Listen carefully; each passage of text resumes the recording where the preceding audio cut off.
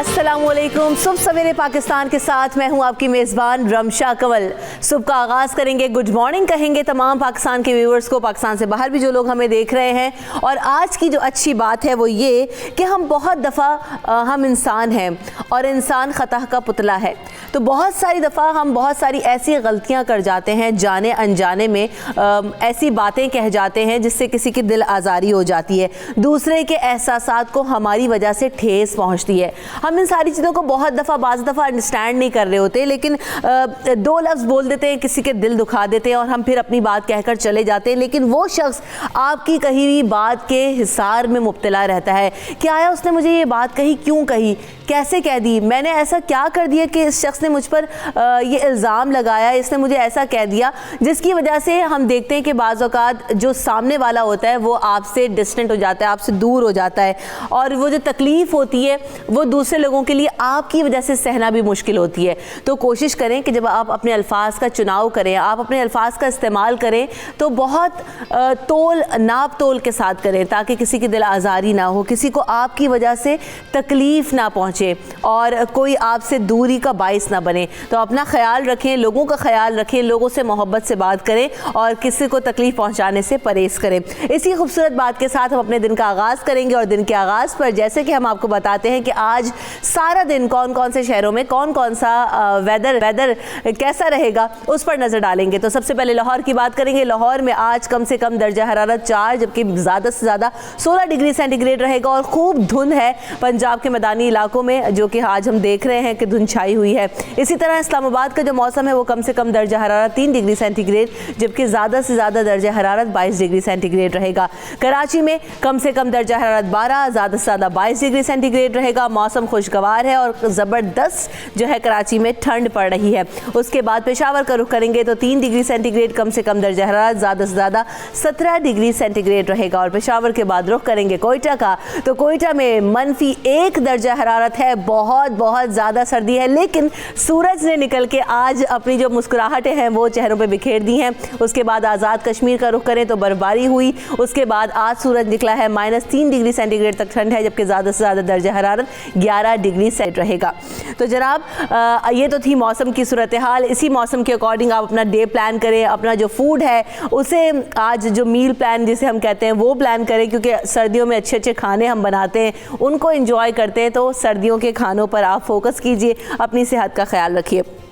हम आगे बढ़ेंगे प्रोग्राम में और आज हम आपको एक ऐसी शख्सियत से मिलवाने जा रहे हैं जो कि अमलन मिसाल पेश करती हैं कि जब इंसान कुछ करने की ठान लेता है ना तो फिर उसके बीच में कोई बैरियर नहीं रहता, कोई रुकावट नहीं रहती। और इसको साबित करके दिखाया है मुल्तान के एक इलाका है जहाँ पर शायदा रसूल हैं जो कि देख नहीं सकती, ब्लाइंड हैं, लेकिन उन्हें पढ़ने का इतना शौक़ था कि वो पढ़ती रहीं और आगे बढ़ती रहीं और तरक्की के ज़ीने तय करती रहीं और उन्होंने उर्दू अदब में PhD मुकम्मल कर ली है।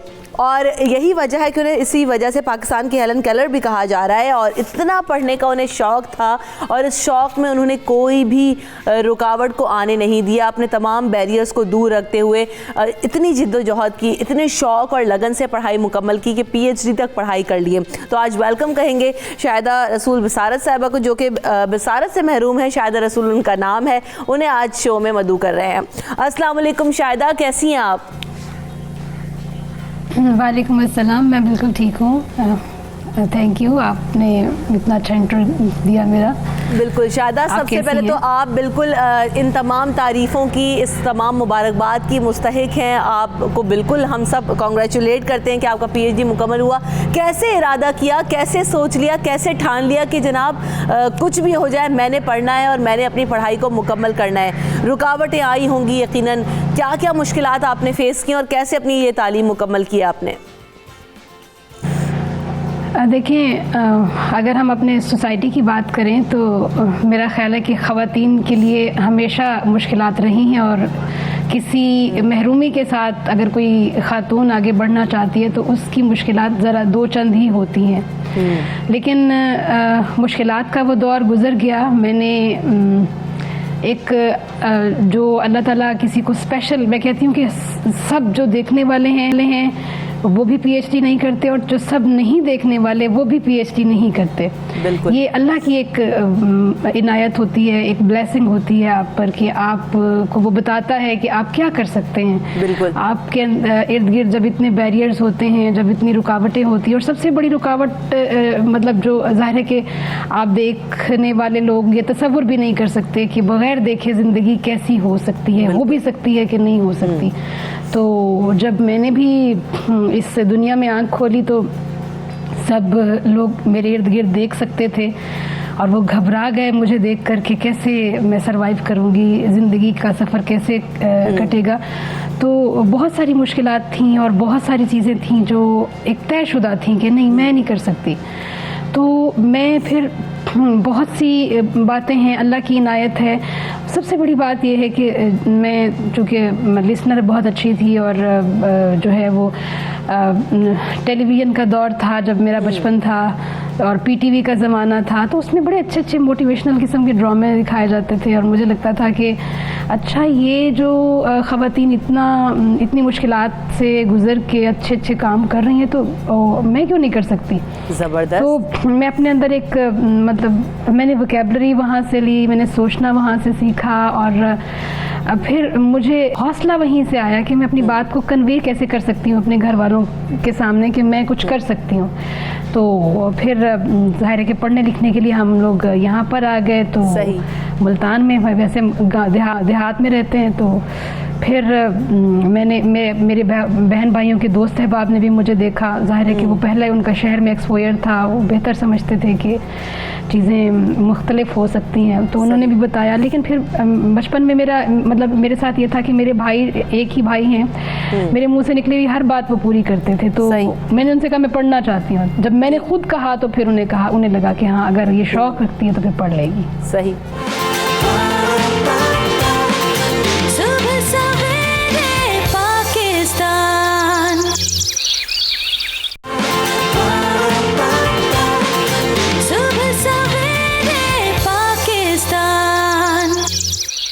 ملتان کے آپ ایک نواحی علاقے سے تعلق رکھتی ہیں، تو یقینی طور پہ وہ کتابیں پھر کہاں سے لاتے تھے؟ آپ کے بھائی وہ لا کر دیتے تھے، فیملی ممبرز، دوست احباب، اور کس طرح سے آپ ان کو مینیج کرتی تھیں؟ اور جیسے کہ آپ نے اردو ادب میں پی ایچ ڈی کیا ہے، کہا جاتا ہے کہ خاصا مشکل یہ ہوتا ہے اردو ادب کو پڑھنا اور پھر پی ایچ ڈی تک جانا، تو کیا ساری کتابیں میسر ہوتی ہیں یا اسپیشل کسی لائبریری کا رخ کرتی تھیں؟ کیسے پڑھتی تھیں؟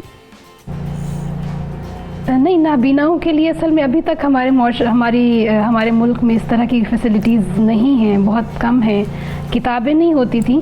مجھے شروع میں اسپیشل ایجوکیشن میں پڑھنے کا اتفاق ہوا، بلائنڈ اسکول تھا محمد بن قاسم بلائنڈ ویلفیئر اسکول، تو وہاں پہ تو انیشیل سٹیج پہ جو کتابیں مجھے چاہیے تھیں وہ انہوں نے بریل میں لکھوا رکھی تھیں۔ بریل سسٹم ہوتا ہے ہمارا، ڈاٹس کے فنگر ٹپس سے ہم پڑھتے ہیں، تو وہ موجود تھیں۔ مطلب مجھے تقریباً 8ویں جماعت تک ایسی کوئی دقت پیش نہیں آئی، لیکن جب میں میٹرک میں آئی تو کچھ بھی دستیاب نہیں تھا۔ مجھے بہت ساری کتابیں اپنے ساتھیوں سے سن کر، بہنوں سے، بھانجوں سے، بھانجیوں سے، بھتیجوں سے، وہ مجھے بتاتے تھے، اور پھر میں بریل میں ان کو کنورٹ کرتی تھی۔ یہاں مطلب میٹرک سے بی اے تک بھی بڑا ایک محدود ظاہر ہوتا ہے سلیبس، تو آپ کر سکتے ہیں۔ اس ایم اے میں بڑی دقت ہوئی کہ مطلب ظاہر آپ کا ایک پیشن ہوتا ہے، آپ نے ٹاپ کرنا ہے، آپ نے کسی سے پیچھے نہیں رہنا، آپ نے دنیا کو دکھانا ہے کہ نہیں، یہ بیسیکلی جو آپ کی جو فہم و فراست ہے، جو آپ کے اندر اللہ تعالیٰ نے ذہانت دے دی ہے، وہ اصل چیز ہے۔ تو پھر وہ تھوڑا سا مشکل تھا، حوصلہ شکن بھی تھا، لیکن میں نے حوصلہ نہیں ہارا۔ میں ہمیشہ ایک ریڈر اپنے ساتھ رکھتی تھی جو مجھے کتابیں کچھ ریکارڈ کر کے دیتی تھی، کچھ پڑھ کے سناتی تھی، پھر وہ ان کتابوں کو پڑھوا کر میں چیزوں کو انڈر لائن کرا کے اپنے نوٹس لے کے پھر उन नोट्स के साथ में एक असाइनमेंट उसको, मतलब जो मेरी थॉट्स होते थे, मतलब मेरी जो फीलिंग्स थिंकिंग होती थी किसी टॉपिक के हवाले से, वो मैं उनको लिखवाती थी और फिर वो मुझे बोल के ब्रेल में कन्वर्ट कराती थी। तो एमए तक मैंने ये किया। फिर पीएचडी तक आते आते ज़ाहिर है आपका विजन और ज़्यादा ब्रॉड हो जाता है, आप उस तरह से नहीं रहते, कॉन्सेप्चुअल थोड़ी सी स्टडी हो जाती है। तो उस वक्त फिर मेरे लिए इतना ही काफ़ी था कि कोई मुझे पढ़ के सुना दे। तो शायद ये जो आपने कहा कि आपके साथ एक रीडर हुआ करती थी, कौन थी ये? आपके कोई फैमिली मेंबर, कोई दोस्त, या फिर आपने प्रोफेशनल रीडर अपने साथ कोई रखी हुई थी? नहीं, फैमिली मेंबर्स तो नहीं, दोस्त भी नहीं। मैं मुख्तलिफ, मतलब जो मैं बड़ा कॉम्प्रोमाइजिंग रहा। मैं असातिज़ा को बहुत गौर से सुनती थी, लेकिन रीडर के लिए मैं कोशिश करती थी कि मुझे मिल जाए कहीं से, चाहे वो मुझसे ज़रा कम तालीम याफ्ता ही क्यों ना हो। तो मैं हमेशा उसको पे करती रही हूँ जो भी मैंने रीडर हायर किया। मुख्तलिफ रीडर्स थी, सबसे पहले ताहिरा थी, फिर उसके बाद हादिया थी, फिर मेरी भतीजी शुमाइला ने भी बड़ा हेल्प किया, फिर आजकल भी मैंने एक रीडर रखी हुई है। अच्छा, शायद कभी ऐसा हुआ हो कि बिल्कुल हिम्मत हार गई हो और कहा हो कि बस अब हिम्मत नहीं है, अब कुछ नहीं कर सकती और ये अब मुश्किल लग रहा है, अब मुमकिन नहीं है? कभी ऐसा फेज आया आपकी लाइफ में? नहीं, मैं असल में थोड़ा सा एहतजाज है मेरी फितरत में। मुझे पता नहीं, ये नफ्सियातदान ज़्यादा बेहतर बता सकते हैं, समझ सकते हैं। मुझे जब किसी ने कहा कि ये काम तुम नहीं कर सकती, तो मैं उसकी बड़ी शुक्रगुजार रही कि उसने ये बात कह दी और अब देखिए वो कि मैं कैसे नहीं कर सकती। तो फिर मैं ठान लेती थी और मतलब हौसला शिकन हालात में मुझे ज़्यादा हौसला मतलब मिला। लेकिन अब थोड़ा सा मैं सोचती हूँ कि मैंने मतलब गोल अचीव कर लिए, जो मैंने ज़िंदगी में सोचा था वो किया। तो अब सोसाइटी को थोड़ा सा एक्नॉलेज करना चाहिए। लेकिन अब भी मैं ये समझती हूँ कि अगर वो थोड़ा सा जेलसी फैक्टर कहीं ना कहीं आ जाता है, कुछ ऐसी सिचुएशन हो जाती है, तो फिर ये होता है कि ये ज़िंदगी है। अगर ऐसा ना हो तो फिर मुझे पता ही ना चले कि मैं ज़िंदा हूँ। बिल्कुल। शायद जो बात हम यही कर रहे हैं कि अब लोगों के लिए आसानियां पैदा करना, क्योंकि हमने आगाज़ भी यही किया था कि आप क्या चाहती हैं कि जो बसारत से महरूम अफराद हैं उनके लिए पाकिस्तान में किस तरह के इंतज़ामात हों, लाइब्रेरीज़ बनाई जाएं और वो लोग भी तालीम हासिल करें? जी हाँ, सबसे पहले तो देखिए, मैं समझती हूँ कि बसारत से महरूम अफराद, आप कुरान पाक का अगर मुताला करें, कुरान पाक पढ़ें, तो आप देखें कि अल्लाह ताला भी फरमाते हैं कि एक नाबीना शख्स अगर वो समझना चाहे तो हो सकता है बहुत सारे बीनाओं से ज़्यादा बेहतर समझ सके, उसकी फ़हम फरासत हो सके। तो हम माशरे का एक हिस्सा हैं। सबसे अच्छा इंतज़ाम ये होगा मेरी जो दानिस्त है उसके मुताबिक कि एक तो इनको आइसोलेट ना किया जाए कि स्पेशल एजुकेशन में ही ये पढ़ें, इंक्लूसिव एजुकेशन इनकी होनी चाहिए, सबके साथ मिलके पढ़ें। और उसके लिए वो बहुत ज़रूरी है कि प्राइमरी सतह पे मतलब सब बच्चों के लिए, चाहे वो देख सकते हैं चाहे वो नहीं देख सकते, एक ब्रेल टीचिंग लाजमी कर दी जाए, ताकि वो चीज़ें जो हैं वो फिर जब सबके लिए होंगी तो एक लाइब्रेरी, हर सतह पे लाइब्रेरीज़ बनेगी, ऑडियो लाइब्रेरीज़ बननी चाहिए। कुछ अब तो कंप्यूटर का दौरा है, नेट का दौरा है, तो मतलब हमारे पास, मैं बड़ी बदकिस्मती है हमारी कि मैं जब मोबाइल्स देखती हूँ तो हर लैंग्वेज उसमें सॉफ्ट मतलब बिल्ट इन है। चाइनीज़ है, हिंदी है, आप जो भी उठा के देख लें। उर्दू नहीं है, तो उर्दू के हवाले से काम मतलब करने की ज़रूरत है और बहुत ज़्यादा मतलब एक मिलजुल के रहने की ज़रूरत है। मैं उस दिन बड़ा फ़ख्र महसूस करूँगी जब मुझे इस वजह से कोई इंटरव्यू नहीं कर रहा होगा कि मैं बसारत से महरूम हूँ, बल्कि इस वजह से कर रहा होगा कि मैं बसीरत से मामूर हूँ और मेरी अपनी शख्सियत जो है वो ज़्यादा इस हवाले से है अहम के। बिल्कुल ऐसा ही है। आपके फ्यूचर प्लान्स क्या? आपने पीएचडी मुकम्मल कर लिया, अब आगे ज़िंदगी में क्या करने का इरादा रखती हैं? फ्यूचर प्लान मेरे, मैं चाहती हूँ कि पीएचडी तो ज़ाहिर है मैंने आज से 3 साल पहले किया और अल्लाह का शुक्र है कि वहाँ से लेके आज तक 2017 से लेके आज तक बड़ा اللہ تعالیٰ نے عزت دی اور ہوا یہ سب کچھ. لیکن آگے بھی میں کچھ کریٹو کام کرنا چاہتی ہوں. میں پوسٹ ڈاکٹریٹ کرنے کے لیے باہر جانا چاہتی ہوں, اور کوئی مطلب تنقیدی قسم کی اچھی معلومات, یعنی جس میں مطلب کوئی تنقیدی قسم کی ایسی کتابیں جس میں طالب علموں کی رہنمائی بھی ہو, اور کریٹو ورک بھی میں بہت سارا کرنا چاہتی ہوں. تو لیٹس سی کہ میں کہاں تک کامیاب ہو سکتی ہوں. بالکل, اللہ تعالیٰ آپ کو اس میں مزید ہمت دے. اردو ادب میں آپ نے پی ایچ ڈی کیا ہے, تو شعر و شاعری سے تو آپ کو یقیناً شوق ہو گئی. جی ہاں, ویسے یہ لازمی نہیں ہوتا کہ ہر اردو کا طالب علم شاعری سے شغف رکھتا ہو, لیکن مجھے شاعری سے بہت زیادہ دلچسپی تھی اور ہے, اور میں نے بنیادی طور پہ اردو سے محبت جو ہے اس کی وجہ جو ہے, ایک تو سب سے بڑی وجہ یہ ہے کہ میں آپ کو بتاؤں کہ جب میں میٹرک میں تھی تو مجھے لگتا تھا یہ اردو تو میں نہیں, میرا سبجیکٹ نہیں ہو سکتا. پھر میں ایف اے میں آئی تو مجھے ایک استاد ملی, مسز نکھت افتخار, جو میری اب تک میرے ساتھ معاون ہیں, میرے لیے ہیلپ فل ہیں. تو ان کی وجہ سے اردو میں ایم اے کرنے کا ارادہ کیا. تو وہ شاعری بہت مزے کی پڑھایا کرتی تھی. صحیح. اس سے مجھے پھر شوق ہوا. پھر میں نے ایسے ٹوٹی پھوٹی نظمیں کہنا شروع کی. تو کچھ شیئر کیجئے, کچھ آپ نے لکھا ہو یا کسی کو شوق سے پڑھتی ہوں, آپ کی پسندیدہ کچھ اشعار کچھ شیئر کر لیں. ہاں جی, میں بہت سارے شعراء کو شوق سے پڑھتی ہوں جو دل کی بات کرے, جیسے غالب ہیں, میر ہیں, اقبال ہیں, پروین شاکر ہیں, امجد اسلام امجد ہیں.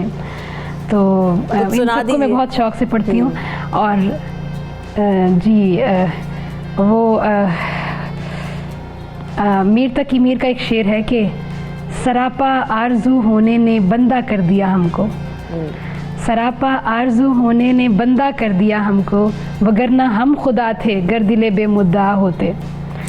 اور اسی طرح سے جو ہے وہ امجد اسلام امجد کی ایک بڑی خوبصورت نظم ہے کہ محبت کی طبیعت میں یہ کیسا بچپنا قدرت نے رکھا ہے, کہ یہ جتنی پرانی جتنی بھی مضبوط ہو جائے, اسے تائید تازہ کی ضرورت پھر بھی رہتی ہے. یقین کی آخری حد تک دلوں میں لہلہاتی ہو, نگاہوں سے ٹپکتی ہو, لہو میں جگمگاتی ہو, اسے اظہار کے لفظوں کی حاجت پھر بھی رہتی ہے. محبت مانگتی ہے یوں گواہی اپنے ہونے کی, کہ جیسے طفل سادہ شام کو ایک بیج بوئے اور شب کو بارہا اٹھے, زمین کو کھود کے دیکھے کہ پودا اب کہاں تک ہے. تو مطلب خود بھی میں کبھی کبھی کچھ. بالکل, بہت شکریہ Shahada Rasool. It was nice having you on the show, اور بہت بڑی موٹیویشن ہے, کیونکہ بہت سارے لوگ ایسے ہیں جو دنیا کی ہر نعمت ہونے کے باوجود اس طرح سے تعلیم حاصل نہیں کرتے, یا اپنی زندگی میں جو گولز ہیں ان کو اچیو نہیں کر پاتے, لیکن آپ ان سب کے لیے بہت بڑی مثال ہیں. بہت شکریہ, آپ نے ہمیں وقت دیا.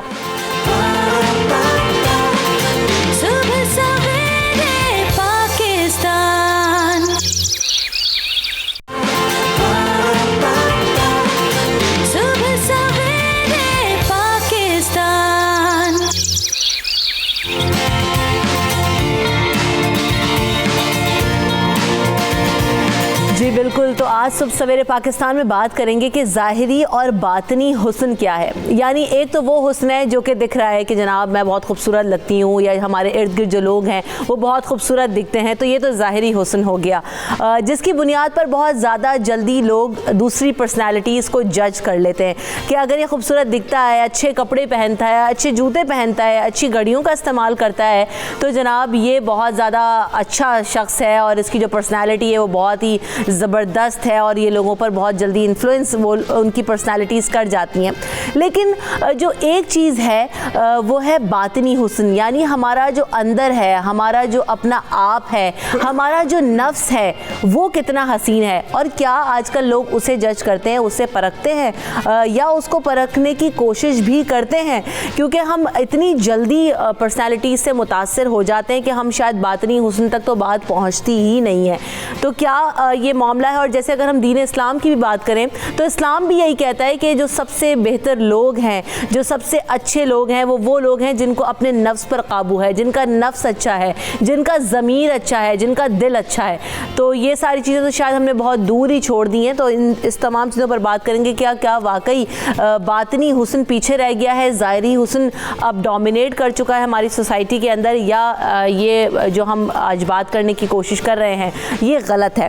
اس پر ہمارے ایکسپرٹ جو ہمارے ساتھ موجود ہیں, اس پر اپنے پینل کا تعارف آپ سے کراتی چلوں. مجھے جوائن کر رہی ہیں بینا گوئندی صاحبہ, جو کہ مصنفہ ہیں, شاعرہ ہیں, سوشل ایکٹیوسٹ ہیں, اور نہ صرف پاکستان میں, پاکستان سے باہر بھی اپنی خدمات انجام دیتی رہی ہیں, ملک بھر سے باہر بھی کام کرتی رہی ہیں, اور اب پاکستان میں اور سوسائٹی کو کنٹریبیوٹ کر رہی ہیں. ویلکم ٹو دا شو بینا صاحبہ, کیسی ہیں آپ؟ ٹھیک ہیں. اس کے ساتھ ساتھ مجھے ڈاکٹر سید عمران مرتضیٰ صاحب بھی جوائن کر رہے ہیں, جو کہ ماہر نفسیات ہیں, اور لوگوں کی جو پیٹرنز ہیں, ان کے جو دماغ ہیں, ان کو بہت قریب سے پڑھتے ہیں. اور ابھی جب پروگرام سے پہلے ڈسکشن ہو رہی تھی تو یہی چیز اب تک میں جان پائی ہوں ان کے بارے میں, کہ جو ہماری کازز ہیں ان کو جاننا بہت ضروری ہے. تو جب ان سے اس ٹاپک پر بات ہوگی تو یقیناً آپ بہت کچھ سیکھیں گے. ویلکم ٹو دا شو عمران صاحب, کیسے ہیں آپ؟ ٹھیک ہیں. اور ساتھ ساتھ مجھے کراچی اسٹوڈیو سے جوائن کر رہے ہیں جنید اقبال صاحب, جو کہ سینئر اینکر پرسن ہے, کسی تعارف کے محتاج نہیں ہیں. اور آپ کو بھی جنید بھائی ویلکم کریں گے شو میں. کیسے ہیں آپ؟ السلام علیکم. جی وعلیکم السلام, میں بہت اچھا ہوں, آپ بتائیے کیسی ہیں؟ الحمدللہ. جنید بھائی آپ کے آگے تو میرے جو ہے نا کہنے کی وہ بھی نہیں ہے, استطاعت ہی نہیں ہے. میں چاہتی ہوں آپ اس ٹاپک کو اسٹیبلش کر دیں, کیونکہ میں تو آپ کے بچوں میں سے ہوں, شاگردوں میں سے ہوں. جنید بھائی اوور ٹو یو. اچھا, بات یہ ہے, پہلے تو آپ کا شکریہ, سہیل بھائی کا بہت شکریہ کہ جنہوں نے یہاں مدعو کیا. دیکھیے یہ ٹاپک بڑا زبردست ہے, اور میں چاہتا ہوں کہ انتہائی معتدل قسم کی بات سے آغاز کیا جائے. رسول کریم صلی اللہ علیہ وآلہ وسلم نے فرمایا کہ جس کے دل میں ذرہ برابر تکبر ہوگا وہ جنت میں داخل نہیں ہوگا. ایک شخص کہنے لگا, یا رسول اللہ صلی اللہ علیہ وآلہ وسلم, آدمی یہ پسند کرتا ہے کہ اس کے کپڑے اور اس کے جوتے اچھے ہوں. تو آپ نے فرمایا کہ بلا شبہ اللہ خوبصورت ہے اور خوبصورتی کو پسند کرتا ہے. اب تکبر یہ ہے کہ انسان حق کا انکار کرے اور لوگوں کو اپنے سامنے حقیر سمجھے اور اپنے آپ کو اونچا سمجھے. ایک صحابی تھے, رسول کریم صلی اللہ علیہ وآلہ وسلم کی خدمت اقدس میں حاضر ہوئے تو پھٹے پرانے کپڑے پہنے ہوئے تھے. سرکار علیہ السلام نے پوچھا کہ تمہارے پاس کچھ مال ہے؟ عرض کیا ہاں میرے پاس مال ہے. فرمایا کیا ہے؟ عرض کیا کہ میرے پاس بکریاں اور اونٹ ہیں. تو آپ نے فرمایا تو اس نعمت اور کرم کا تجھ پر اظہار ہونا چاہیے. دیکھیں حسن ظاہر سے انکار نہیں ہے اور حسن باطن سے بھی انکار نہیں ہے, لیکن مسئلہ یہ ہے کہ جب سوچ اس طرف چلی جائے کہ ڈیٹاکس اور بوٹاکس میں ہی زندگی گزارنی ہے اور بس اپنے اس چمڑی کو گورا کرنا ہے اور اس جسم کے اوپر یہ جو چمڑا ہے اسی کو بہتر کرنا ہے اور اسی کی بہتری کے لیے جو ہے زندگی میں سب کچھ کرنا ہے, تو پھر اس کا مطلب یہ ہے کہ آپ اپنے ظاہر پہ تو توجہ دے رہے ہیں لیکن آپ اپنے باطن پہ توجہ نہیں دے رہے. اور جب اس ظاہر پہ توجہ دیتے دیتے انسان اس حد تک چلا جاتا ہے کہ باطن کو فراموش کر دیتا ہے, تو پھر انسان کو یہ سمجھ لینا چاہیے کہ اس ظاہر کو فنا ہونا ہے, یعنی اس جسم کو فنا ہونا ہے, انسان کو مرنا ہے. اور انسان کو یہ معلوم ہونا چاہیے کہ جب انسان مرتا ہے اور قبر میں اتار دیا جاتا ہے تو اس کے بعد یہی جو آنکھیں جن کو بہت وہ خوبصورت اور حسین بنانا چاہتا ہے یہ اس کے گالوں کے اوپر بہہ جاتی ہیں. یہی کلے جن کو وہ بڑا حسین بناتا ہے ان کلوں کو آ کر حشرات الارض کھا جاتے ہیں. یہی جسم جس کے لیے وہ صبح شام ویٹ لفٹنگ کرتا ہے, ورک آؤٹ کرتا ہے, ایکسرسائز کرتا ہے, بھاگتا ہے, دوڑتا ہے, یہی جسم اسی کا گوشت جو ہے وہ کیڑے مکوڑوں کی خوراک بن جاتا ہے. اور یہی ہڈیاں جن کے اوپر انسان کو بڑا ناز ہوتا ہے یہ جسم سے علیحدہ ہو کے بکھر کے رہ جاتی ہیں. اللہ یہ چاہتا ہے کہ آپ اپنے آپ کو پاک بھی رکھیں, آپ اپنے آپ کو مطہر بھی رکھیں, آپ اپنے آپ کو خوبصورت بھی رکھیں. اللہ خوبصورت ہے, خوبصورتی کو پسند کرتا ہے, لیکن اللہ ساتھ ساتھ یہ چاہتا ہے کہ آپ اپنے باطن کو بھی خوبصورت بنائیں. ہمارا مسئلہ یہ ہے کہ آج ہم اپنی ظاہری پریزنٹیشن, ظاہری اٹائر کے اوپر تو بہت توجہ دیتے ہیں کہ برانڈڈ پرفیوم ہونا چاہیے, برانڈڈ کپڑے ہونے چاہیے, برانڈڈ رسک ہونے چاہیے ہمارے پاس, برانڈڈ جوتے ہونے چاہیے ہمارے پاس, برانڈڈ ساکس ہونے چاہیے, برانڈڈ بیلٹ ہونی چاہیے. ہم برانڈز کے پیچھے دوڑتے ہیں, اپنے جسم کو برانڈ سے سجانے کی کوشش کرتے ہیں, لیکن ایک انسان کے اندر کا برانڈ ہے. اگر آپ اندر سے برانڈڈ نہیں ہے تو پھر سمجھ لیجئے کہ بربادی آپ کا مقدر ہے اور کچھ بھی نہیں ہے. اور اندر سے برانڈڈ ہونے کے لیے ضروری ہے کہ آپ اپنے اپنے باطن کو صاف کریں. ہم کہتے ہیں نا کہ یہ جو باطن کے اندر خبث ہوتا ہے, اس خبث کو انسان کو نکالنا چاہیے. باطن کے اندر جھوٹ نہیں ہونا چاہیے, باطن کے اندر مکاری نہیں ہونی چاہیے, باطن کے اندر مکر و فریب نہیں ہونا چاہیے, باطن کے اندر جالسازی نہیں ہونی چاہیے, باطن کے اندر حسد نہیں ہونا چاہیے, باطن کے اندر کرپشن نہیں ہونا چاہیے, باطن کے اندر ایک دوسرے کی ٹانگیں کھینچنے کی سوچ نہیں ہونی چاہیے, باطن انتہائی چمکدار اور صاف ہونا چاہیے, باطن اتنا خوبصورت ہونا چاہیے کہ جو اللہ نے دے دیا اس پر شکر ادا کر دیا, اور جو اللہ نے نہیں دیا اس پر توکل کریں. ظاہری حسن کی بات تو ہم بہت زیادہ کرتے ہیں, ڈیٹاکس بوٹاکس کی بات کی جنید بھائی نے بڑے خوبصورت انداز میں کی ہے کہ جتنا کام ہم اپنے ظاہری حسن پہ کر رہے ہیں اتنا ہم اپنے باطن پہ کرتے ہیں. اور کیونکہ جس طرح ہم برانڈز کے پیچھے بھاگ رہے ہیں, پیسے کے پیچھے بھاگ رہے ہیں, اپنی شخصیت کو جو ہے نا وہ مولڈ کرنے میں لگے ہوئے ہیں. کفن تو برانڈڈ نہیں ہوتا ہے, جانا ہم نے اسی مٹی میں, اسی ان برانڈڈ مٹی میں. تو کیا ہم اس کے لیے تیاری کر رہے ہیں؟ ہمارا باطن اتنا اسٹرانگ ہے, ہم تیار ہیں؟ یہ بہت اچھا آج کا سوال. سب سے پہلے تو میں یہ سمجھتی ہوں کہ یہ اس کی آگہی دینی بھی بہت ضروری ہے. اینڈ جب تک ہم ڈسکس کریں گے زندہ معاشروں کی یہی ایک سب سے بڑی مثال ہوتی ہے کہ we have to come and bring those issues, اور اس کی آگہی گاہے بگاہے دینا. اچھا, سب سے پہلی بات یہ ہے کہ بصیرت اور بصارت یہ دونوں لفظوں کے معنی ایک ہی ہیں. اگر ان کے لفظی معنی میں جائیں تو وہ دیکھنے کے ہی معنی ہیں. لیکن بصارت میں آپ دیکھتے ہیں مادی زندگی کو, مادی نظر سے دیکھتے ہیں, اور بصیرت میں آپ دیکھتے ہیں اندر کی لائف, یعنی کہ آپ کے اندر کیا ہے, یعنی اس میں مادیت بالکل نہیں آتی. اب یہ دو چیزیں ہیں اور بصیرت میں آپ مومن ہوتا ہے جو اس کی بات کرتا ہے, اور مومن وہ ہوتا ہے جو خدا کے اس ایویلیویشن کے جو ہمارا ایک ہماری اپنی آئیڈینٹی ہے. Every individual is very special. ہر انسان اپنی شناخت کے ساتھ پیدا ہوتا ہے, اور اس کا جو آنا ہے یہاں پہ وہ اپنی شناخت کو, بلکہ میں انڈیویجول کی بات نہیں کرتی بلکہ ایچ اینڈ ایوری پارٹیکل, جو اگر ہم اس طرح دیکھیں کہ ایچ اینڈ ایوری سیل اپنی آئیڈینٹی کو زندہ رکھتا ہے. اس آئیڈینٹی کی اپنی جو جسے کہتے ہیں نا اپنی بریتھ ہے, اس بریتھ کو صاف کرنے کے لیے اس کو اپنے انر کو صاف کرنا پڑے گا. جب تک آپ کے اندر سے وہ تمام جن کی ابھی بات کی ہے ہمارے کراچی سے ہمارے جنید صاحب نے, تو وہ میں سمجھتی ہوں انہوں نے بہت اچھا اس کا آغاز کیا. اب اس میں ساری چیزوں میں ہمیں ہر چیز میں بیلنس رکھنا ہے. لیکن اب کرتے ہم کیا ہیں کہ ہم کوئی بھی ایکشن کرنے سے پہلے یہ نہیں سوچتے کہ اس کا رزلٹ کیا نکلے گا. ہم کوئی بھی کام کرنے سے پہلے, اسی لیے دیکھیں ہماری یہ جتنی بھی ہم اپنے آؤٹ فٹس اچھے بنا لیں, ہم اپنے کچھ بھی برانڈڈ جن کا انہوں نے ذکر کیا وہ سب بھی کر لیں, لیکن جب تک ہمارے پاس وہ جسے کہتے ہیں نا کہ ہمارے ایویلیویشن جو ہوگی ڈے آف ججمنٹ, وہ ہماری ان چیزوں سے نہیں ہوگی کہ ہاؤ گڈ وی لک, ہماری پیرنٹس جو ہماری فینو ٹائپ ہے وہ کتنی ہوگی, ہماری جینو ٹائپ جو ہے نا دیٹ ول برنگ اپ, اسی کی ایویلیویشن ہوگی.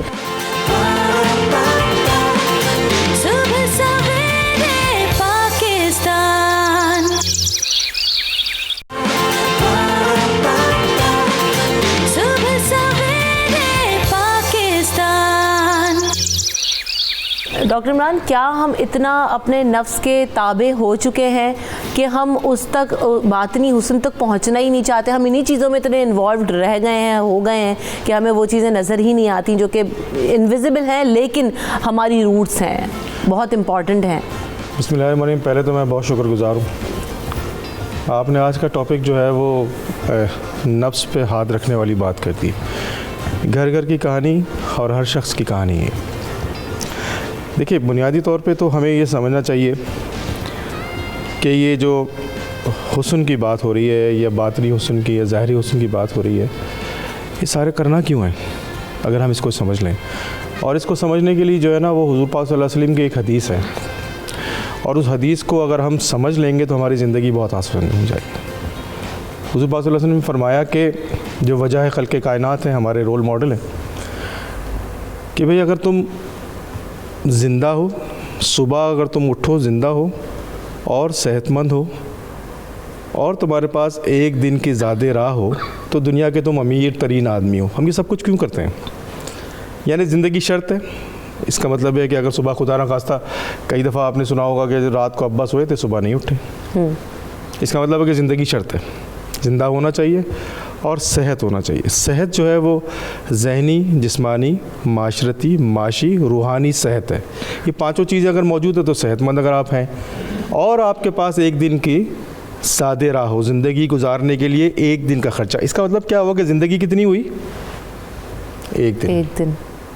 तो अब एक दिन के लिए करना क्या क्या, ये बहुत इम्पोर्टेंट बात है। अगर आप ये समझ लें कि आज का ही दिन है और आज ही हमने सब कुछ अच्छा करना है, जिसकी वजह से जो है ना हमें अगली आने वाली ज़िंदगी की तैयारी हो जाएगी, तो फिर हमें वो काम करने चाहिए जिसकी वजह से हमारा जो बातन है वो साफ़ हो जाए, वो अच्छा हो जाए। वही रिफ़्लेक्ट करता है ना आपको। यानी हमें माफ़ कर देना चाहिए, हमें माफ़ी मांग लेनी चाहिए, हमें शुक्रगुजार हो जाना चाहिए। अच्छा, शुक्रगुजारी बहुत ज़बरदस्त है। अल्लाह की शुक्रगुजारी, हुजूर पाक सल्लल्लाहु अलैहि वसल्लम की उम्मत में पैदा होने की शुक्रगुजारी, अपने मुल्क के साथ शुक्रगुजारी, अपने पेरेंट्स के साथ शुक्रगुजारी, अपने दोस्तों के साथ शुक्रगुजारी, अपने साथियों के साथ, अपनी जॉब के साथ, अपने बॉस के साथ शुक्रगुजारी, अपने दोस्तों के साथ। तो अगर शुक्रगुजार हो जाएंगे तो अपना बातिन फिर साफ़ हो जाएगा। आप माफ़ कर देंगे, आपको सुकून मिलेगा, आपकी रिफ्लेक्शन होगी, वो हार्मोन निकलेंगे जो आपको अच्छा फील कराएंगे। तो अगर जो भी कपड़े पहने होंगे आपने, जो भी आपकी आउटलेट नज़र आ रही होगी, जो लुक आपकी नज़र आ रही होगी, उसमें एक ताकत पैदा हो जाएगी।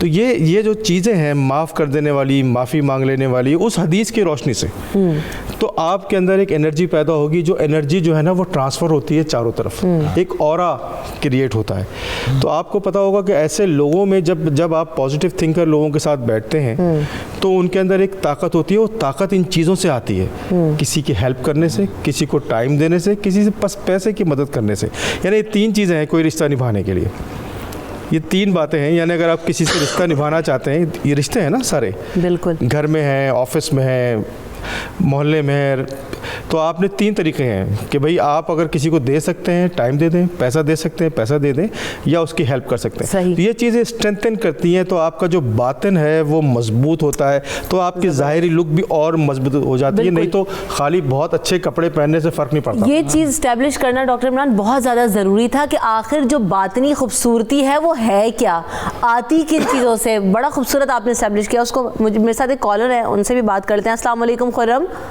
अस्सलाम वालेकुम। जी खुर्रम, कैसे हैं आप, क्या सवाल करना चाहते हैं? जी शुक्र है, आप कैसी हैं? अल्लाह का एहसान है। जी मैं ये बात करना चाहता हूँ कि ये जो बात खूबसूरती होती है, इस पर इंसान इतना नाज और नखर और गुरूर क्यों करता है इस पर? ठीक है, ये जो नाज और नखरा और गुरूर है जुनैद भाई, इंसान के अंदर है, जबकि उसके इख्तियार में कुछ भी नहीं है, एक ज़र्रे को हिलाने का भी इख्तियार नहीं है। लेकिन ये गुरूर, तकब्बुर, तन कर चलना, अकड़ कर चलना।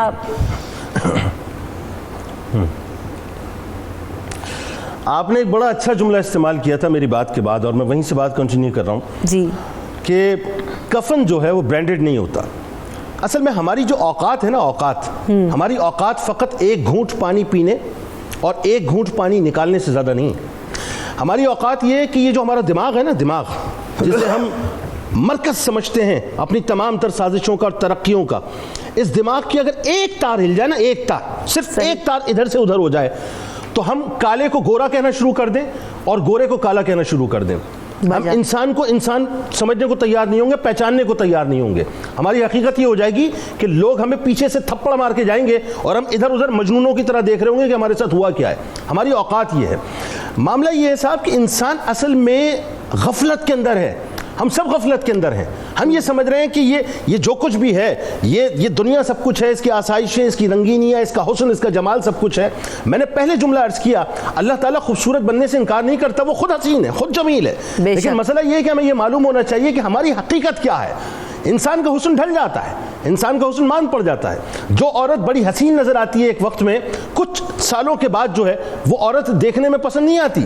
जो मर्द बड़ा वजी नज़र आता है, जिसको अपनी वजाहत पर, अपने जिस्म पर बड़ा नाज होता है, आहिस्ता आहिस्ता उसके चेहरे पर झुर्रियाँ पड़ना शुरू हो जाती हैं, उसकी कमर झुक जाया करती है, उसकी हड्डियों के अंदर ज़ोफ़ आ जाता है, जिस्म में ज़ोफ़ आ जाता है। वो एक वक्त ऐसा भी आता है कि इंसान खड़े होकर जो है नमाज अदा नहीं कर सकता और झुककर अल्लाह की बारगाह में सजदा नहीं कर सकता। इंसान की औकात ये है, इंसान की औकात ये है कि मिले खाक में अहले शाह कैसे कैसे, मकी हो गए ला मकां कैसे कैसे, हुए नामवर बेनिशां कैसे कैसे, जमी खा गई आसमां कैसे कैसे। जगह जी लगाने की दुनिया नहीं है, ये इबरत की जा है, तमाशा नहीं है। तुझे पहले बचपन में बरसों खिलाया, जवानी ने फिर तुझको मजनू बनाया, बुढ़ापे ने फिर आके क्या क्या सताया, अजल तेरा कर देगी बिल्कुल सफाया, जगह जी लगाने की दुनिया नहीं है, ये इबरत की जा है, तमाशा नहीं है। यही तुझको धुन है, रहूं सबसे बाला, हो जीनत निराली, हो फैशन निराला। आज आप देख लीजिए साहब, हर शख्स जो है वो फैशन में लगा पड़ा है, मर्द भी जो है वो औरतों जैसे बन रहे हैं, औरतें उससे आगे चली गई हैं। हर शख्स ये चाहता है मैं हसीन नजर आऊं, खूबसूरत नजर आऊं, और उसके लिए वो सब कुछ कर रहा होता है, लेकिन अंदर के हुस्न की तरफ उसकी तवज्जो नहीं है। लेकिन कहा क्या जाता है, कहा यह जाता है कि यही तुझको धुन है कि रहूं सबसे बाला, हो जीनत निराली, हो फैशन निराला, जिया करता है क्या यूं ही मरने वाला, तुझे हुस्न जाहिर ने धोखे में डाला। जगह जी लगाने की दुनिया नहीं है, ये इबरत की जा है, तमाशा नहीं है। बेशक इंसान को ये समझ लेना चाहिए, तमाशा इसे हमने बना दिया है। जिस्म फना हो जाता है, आखिरी जुमला अर्ज कर रहा हूँ, आखिरी जुमला अर्ज कर रहा हूँ कि जिस्म फना हो जाता है, इंसान की जो बातिन के हुस्न होता है और उसकी खुशबू होती है ना, वो हमेशा फिजाओं में रहती है और वही जिंदा रहती है। बातिन रोशन होता है तो तारीख रोशन नामों से याद रखती है, और बातिन में अगर खोखलापन हो तो फिर तारीख आपको फरामोश करके आगे निकल जाएगा। बिल्कुल, जाहिरी हुस्न वाले वो कहते हैं ना कि जनाब एक जाएगा तो दूसरा आएगा, और फिर जैसे जुनैद भाई ने बात की कि जब उम्र ढल जाती है तो फिर वो हुस्न वाले लोग जो है वो शायद हम उन्हें याद भी नहीं रखते, जिक्र भी नहीं होता, याद कर भी लें तो बहुत कम। लेकिन जिनका बातिन स्ट्रांग होता है, जिनकी पर्सनैलिटीज स्ट्रांग होती हैं, जिन्होंने ज़िंदगी में अच्छे काम किए होते हैं, वो हमेशा जिंदा रहते हैं। इस पर मैं बात करूँगी, कॉलर ले लूँ बीना साहब, फिर हम इस पर मज़ीद बात करते हैं। अस्सलाम वालेकुम रानी, कैसी हैं आप, कहाँ से कॉल करी हैं? जी वालेकुम अस्सलाम, आप कैसी हैं? मैं बिल्कुल ठीक हूँ अल्हम्दुलिल्लाह। क्या कहना चाहेंगी रानी? जी रमशा, आपके बहुत अच्छे टॉपिक्स होते हैं, बहुत इन्फॉर्मेशन मिलती है इनसे, और ये आज का टॉपिक बहुत अच्छा है। मतलब आज के दौर में बहुत सारी चीज़ें हैं जो चेंज हुई हैं, मतलब बहुत ज़्यादा तरक्की की तरफ हम जा रहे हैं, लेकिन आज भी सिर्फ ज़ाहिरी खूबसूरती को बहुत ज़्यादा अहमियत दी जाती है, बातिन को क्यों नहीं अंडरस्टैंड किया जाता? मतलब कहाँ पे गलती हो रही है, क्यों मतलब लोग बातिन की तरफ क्यों नहीं जा रहे, सिर्फ ज़ाहिरी खूबसूरती को अहमियत देते हैं? ठीक है रानी, अच्छा इसको और सिंप्लीफाई कर लेते हैं, ज़रा डेली लाइफ में घुसते हैं ना, अपने घरों में घुसते हैं, तो एक और कॉलर है हमारे साथ। अस्सलाम वालेकुम ज़ीशान, कैसे हैं आप? अस्सलाम वालेकुम, क्या हाल है मैम, कैसी हैं आप?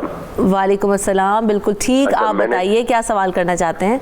मैंने क्वेश्चन ये करना था, माशाल्लाह काफ़ी एंकर पर्सन है और जो बात कर रहे हैं बहुत अच्छी बात कर रहे हैं इस पॉइंट पे। मेरा क्वेश्चन ये था कि अभी तो आप जितने भी इश्यूज क्रिएट कर रहे हैं, जो बात कर रहे हैं जिस पे, वो सारे जो है वो तो हमारा मर्ज है, इसका क्योर, इसका सोल्यूशन क्या है? आप भी जिस टॉपिक पे बात कर रही हैं कि बातिन खूबसूरत होना चाहिए, ये सब चीजें खूबसूरत होनी चाहिए, ये तो आप सारी जो है इंसानों के, लोगों के अंदर के मर्ज बता रहे हैं, इसका सोल्यूशन क्या है, इसको ठीक कैसे किया जाएगा? पॉइंट की बात तो ये है कि आप तो जो है एक बीमार आदमी के अंदर उसके मर्ज बता रहे हैं, मेरा क्वेश्चन ये है कि इसको ठीक कैसे किया जाएगा? पॉइंट तो ये है कि आप लोगों को बिल्कुल आपने दुरुस्त फरमाया। देखें, जब आप किसी डॉक्टर के पास जाते हैं, वो मर्ज की तशखीस करता है पहले।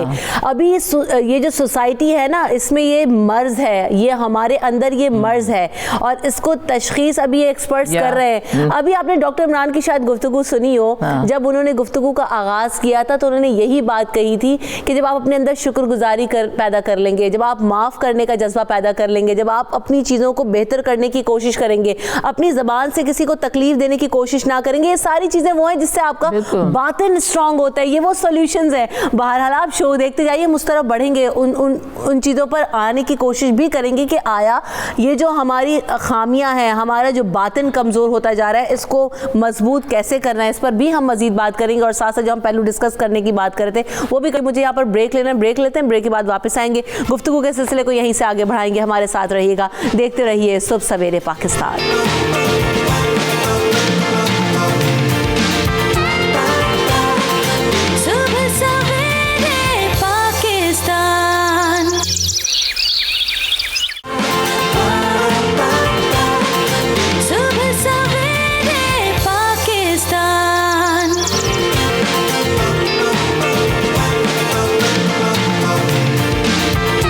Back to the show.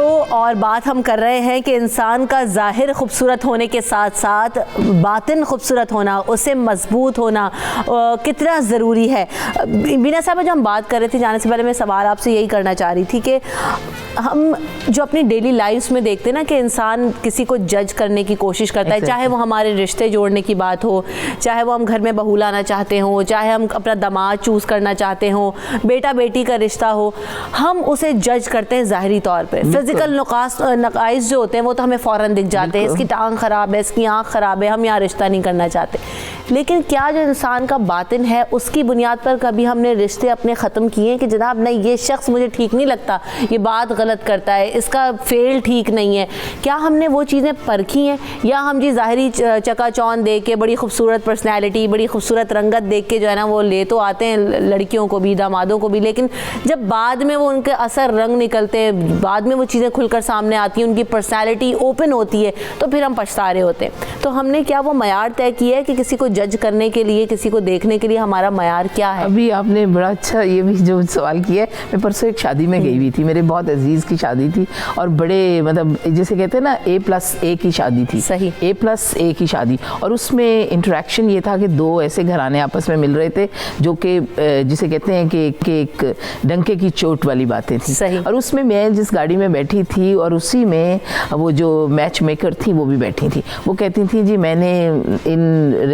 کوئی ہیں بہت ہمارے مطلب پاکستان کے امیر کبیر لوگ, ان کے بیٹے نواسی کی شادی بھی میں نے کرائی, یہ کرایا. اور آج کل جو رشتوں میں یہ میں اس لیے, حالانکہ بات میں نے دوسری کرنی تھی لیکن چونکہ آپ نے ایک ذکر کیا, کہتے کوئی شرافت کو نہیں پوچھتا, کوئی آپ کی اخلاقی قدروں کو نہیں پوچھتا, خاندانیت کو نہیں پوچھتا, پوچھتے ہیں کہ آپ کے پاس کتنی گاڑیاں ہیں, آپ کے پاس کتنے گھر ہیں.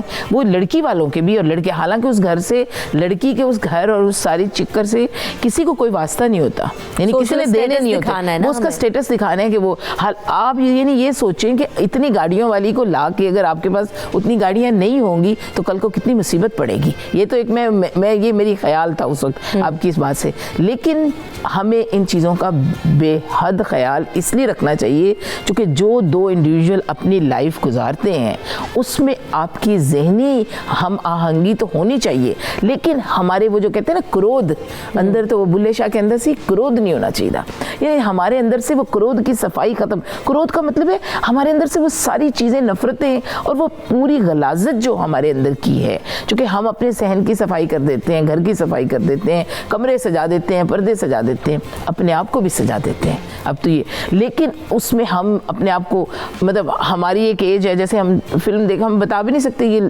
ہم ایج بھی نہیں بتا سکتے آج کے دور میں, یعنی آپ کسی کو دیکھیں جج نہیں کر سکتے, لیکن آپ اس لیے چونکہ ہم نے اوپر اپنے لبادے اوڑھ لی ہیں, بالکل یہ جتنے پوری آرٹیفیشل زندگی کے.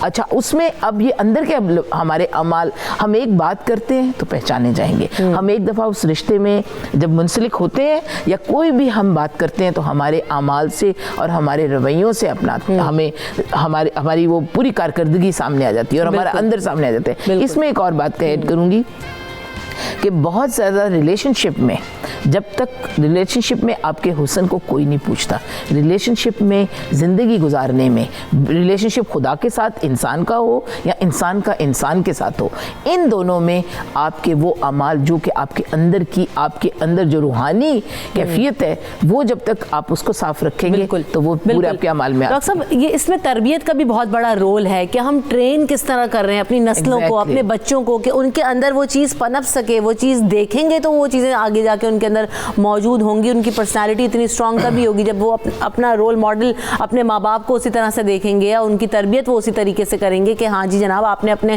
نفس کو قابو رکھنا ہے. ہمارا تو بچہ ایک ٹوائے مانگ لے, ہم اس کو نہ کرتے ہوئے 10,000 دفعہ سوچتے ہیں نہیں دلا ہی دو, ہم نے اس کو کبھی نفس پہ قابو کرنا سکھایا ہی نہیں ہے. جی ڈاکٹر صاحب بہت زبردست کوشچن ہے, اور میں یہ سمجھتا ہوں کہ یہی کوشچن جو ہے نا وہ ہماری قوم اگر سمجھ لے تو مسئلے حل ہو جائیں گے. ہمارا رول ماڈل پھر میں وہی کہوں گا کہ حضور پاک صلی اللہ علیہ وسلم کے ساتھ ہے. بے شک. پہاڑ پہ کھڑے ہوئے کہا کیا تم مجھے جانتے ہو؟ انہوں نے کہا ہاں. تم امین اور تم صادق ہو. یہ ایک بہترین نشانی ہے کسی شخص کی. کیا ہم گھر میں اپنے بچوں کو جھوٹ بولنا نہیں سکھاتے؟ کیا ہم اپنے بچوں کو غیبت کرنا نہیں سکھاتے؟ جب گھر میں بچہ, جب باپ بیٹھ کے سگریٹ پیتا ہے اور کہتا ہے سگریٹ پینا منع ہے, تو بچہ کیسے چھوڑے گا؟ ماں دن بھر بیٹھ کے باپ کے جانے کے بعد یا اس کے سامنے اس کی برائی کرتی ہے اور اس کے رشتہ داروں کی برائی کرتی ہے. کیا بچہ یہ نہیں دیکھ رہا؟ بالکل. کیا گھر میں باپ موجود ہے؟ میں چھوٹی چھوٹی مثالیں دے رہا ہوں. اور گھنٹی بج رہی ہے تو باپ بچے کو کہتا ہے کہ جاؤ کہہ دو باپ گھر میں موجود نہیں ہے.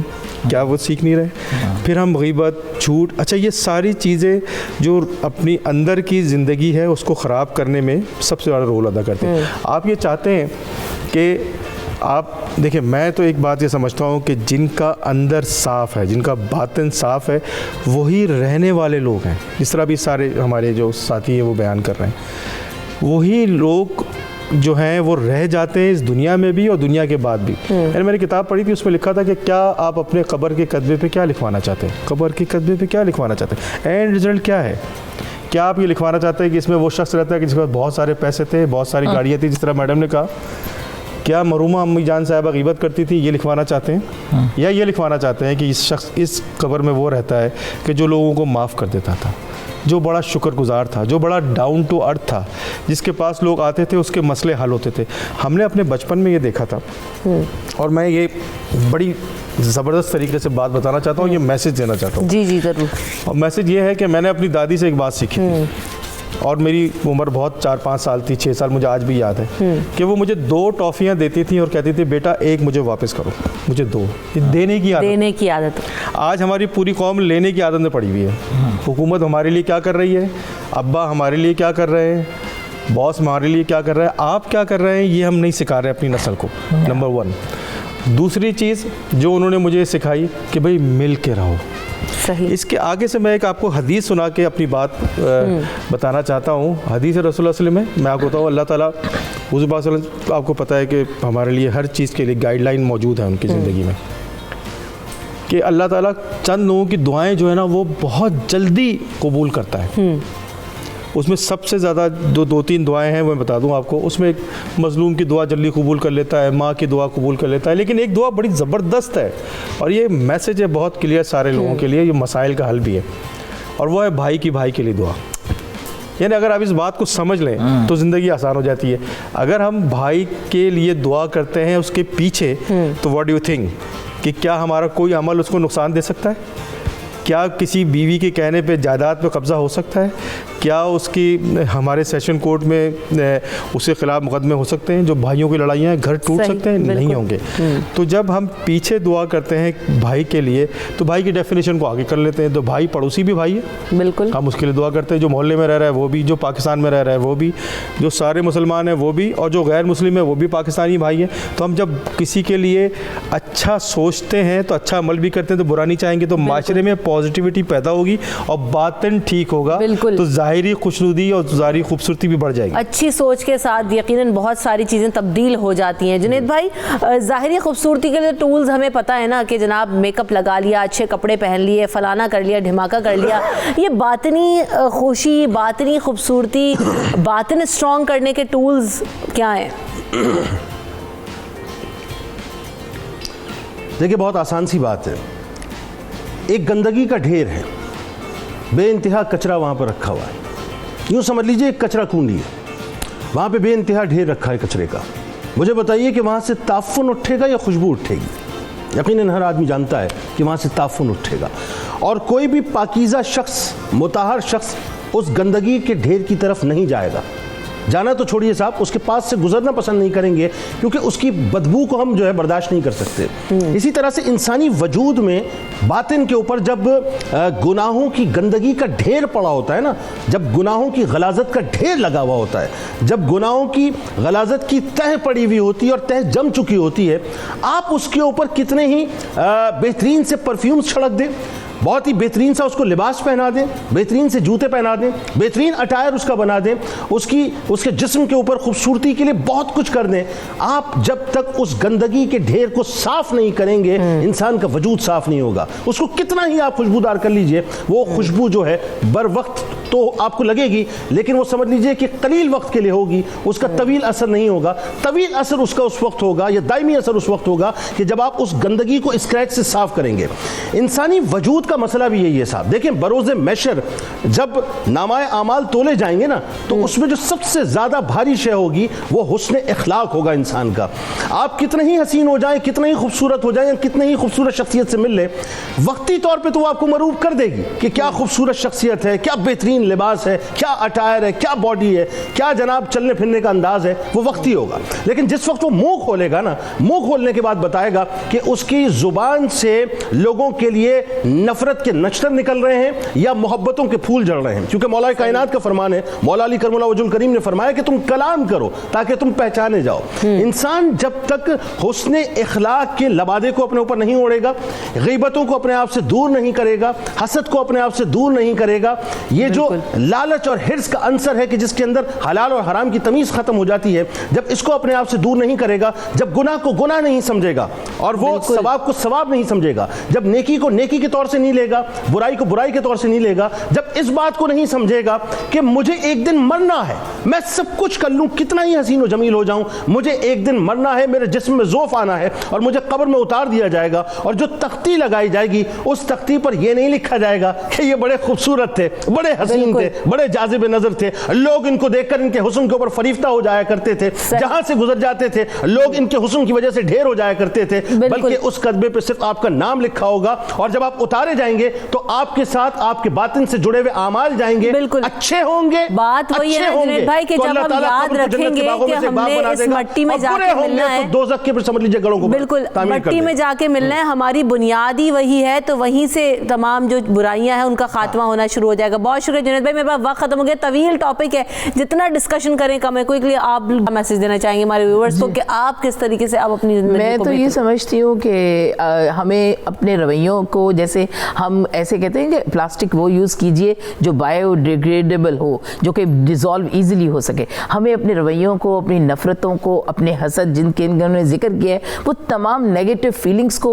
बिल्कुल ऐसा होना चाहिए, अपने मन को साफ रखना। Very beautiful, very beautiful. मैं तो सिर्फ एक बात कहना चाहता हूँ कि जो आप अपने लिए पसंद करते हैं वो दूसरों के लिए करना शुरू। बहुत अच्छा, बहुत खूब। अगर आप चाहते हैं कि आपकी तारीफ़ हो, आपको अच्छा समझा जाए या आपके बारे में अच्छी बात की जाए, आप दूसरों के साथ वही करना शुरू कर दें। बिल्कुल, बहुत खूबसूरत बात और बहुत अच्छी कंक्लूजन यही है कि जनाब हम ऐसी बात करें, ऐसी चीज़ करें कि वो डिज़ोल्वेबल हो लोगों के दिलों। हमने आगाज़ भी इसी बात से किया था शो का कि ऐसी बात ना कहें कि किसी की दिल आज़ारी हो, किसी को तकलीफ़ हो, वो किसी के लिए हज़म करना मुश्किल हो जाए और आप उसके लिए तकलीफ़ का बाइस बने।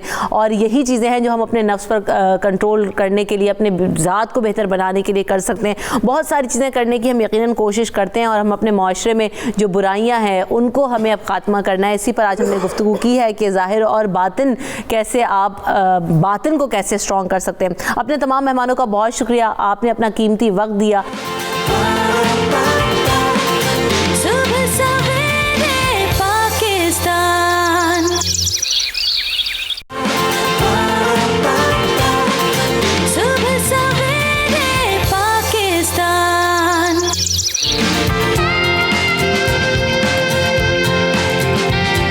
जनाब आज बात करेंगे ब्लड कैंसर के ऊपर और जो मेहमान हमारे साथ मौजूद हैं वो हैं डॉक्टर उम्मे कुलसूम जो कि कंसल्टेंट हैं, मेडिकल ऑन्कोलॉजिस्ट, आज हमें ज्वाइन कर रही हैं। अस्सलाम वालेकुम डॉक्टर साहिबा, कैसी हैं आप? वालेकुम अस्सलाम, आई एम फाइन।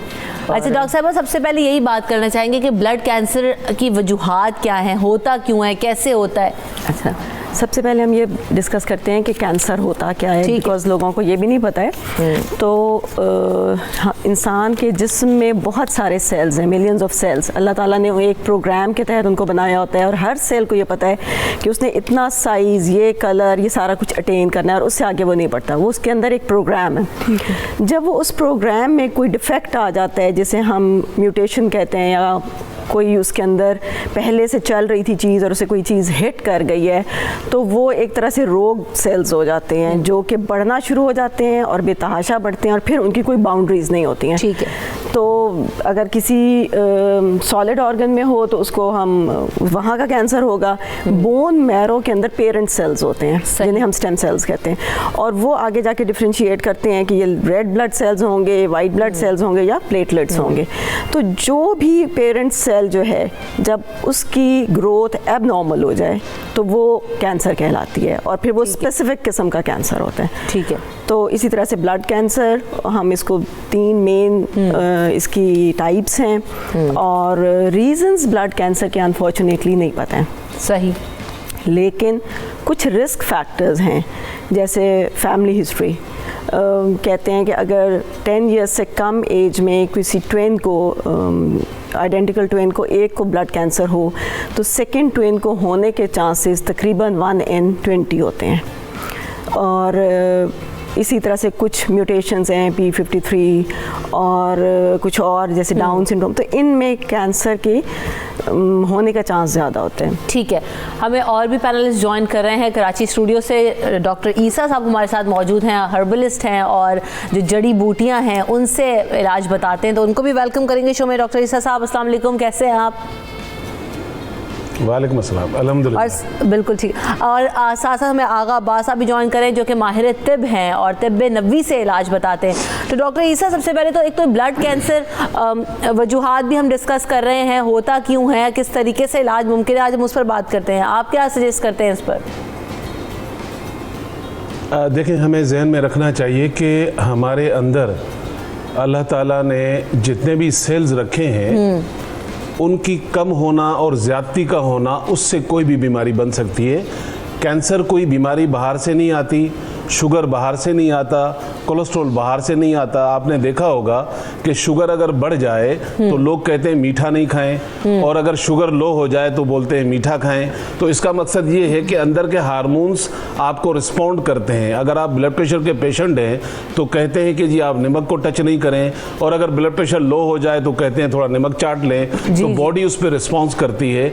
इसी तरह वो सेल्स जो आपके जिस्म में तादाद में ज़्यादा बढ़ने लग जाते हैं तो वो एक जगह जाकर जमा होकर फिर एक ट्यूमर की शक्ल इख्तियार करते हैं। जैसे कि हमारे यहाँ पाकिस्तान में अब तो बहुत ज़्यादा जो कैंसर ब्रेस्ट का पाया जाता है, स्पेशली हमारी बहनों के पास। पाकिस्तान में अगर आप 10 खवातीन को खड़ा कर दें जिनके अंदर सिस्ट होगी, या उसको आप गुठली कह लें, या उसको आप ट्यूमर कह लें, या उसको आप फेट डिपोडिस कह लें, तो उन 10 में से 3 लोग जो है, ज़रूरी नहीं है कि सारे ट्यूमर कैंसर के हों, लेकिन उनमें से 3 आपको ज़रूर मिलेंगे। और दूसरी बात, ये इस बीमारी को उस लेवल पे ना ले जाएं। याद रखिएगा, ये बीमारी उसी तरह ही है जिस तरह आपका ब्लड प्रेशर है, शुगर है। पेशेंट जब बनता है तो उसको जहन में रखना चाहिए कि आपको ब्लड कैंसर नहीं हुआ है, आपके जिस्म के किसी एक हिस्से को हुआ है। क्योंकि कैंसर एक ऐसी बीमारी है, हमारे माशरे में नॉलेज नहीं है तो लोग कैंसर को इतना सर पे ले लेते हैं, उनका इम्यून सिस्टम इतना डाउन हो जाता है कि वो बेचारा फिर मर ही जाता है। हालांकि कैंसर को उसी तरह ट्रीट करना चाहिए जिस तरह एक आप बीमारी को किया जाता है। और दूसरी बात यह है कि लोगों को ये पता होना चाहिए, दुनिया में बहुत सारे नाम ले सकता हूँ जो बड़े बड़े मशहूर नाम हैं कैंसर के, 20-20 साल पुराने पेशेंट थे, जिसमें हमारे USA के अगर प्रेसिडेंट को देख लें, बिल क्लिंटन को, वो शुगर के थे। एंजिला हॉलीवुड की बहुत बड़ी मशहूर एक्टर हैं, उनको ब्रेस्ट कैंसर था, जिंदा हैं सब लोग। बिल्कुल। रीज़न ये है कि लोग तफ्शीश की तरफ नहीं जाते हैं, डायग्नोज नहीं करते हैं। या तो उस वक्त डायग्नोज होता है क्योंकि स्टेज 1, स्टेज 2 ये नॉर्मल है, इसको आप इतना ऊपर ना लें। ये जब स्टेज 3, स्टेज 4 में चला जाता है तो आपके जिस्म पे ये कब्जा करने लग जाता है। तो इससे जो सबसे ज्यादा लड़ाई करने वाला इंसान है वो खुद है कि उसका इम्यून सिस्टम इतना अच्छा होना चाहिए, उसका ये डर और खौफ उसके अंदर बिल्कुल भी नहीं होना चाहिए।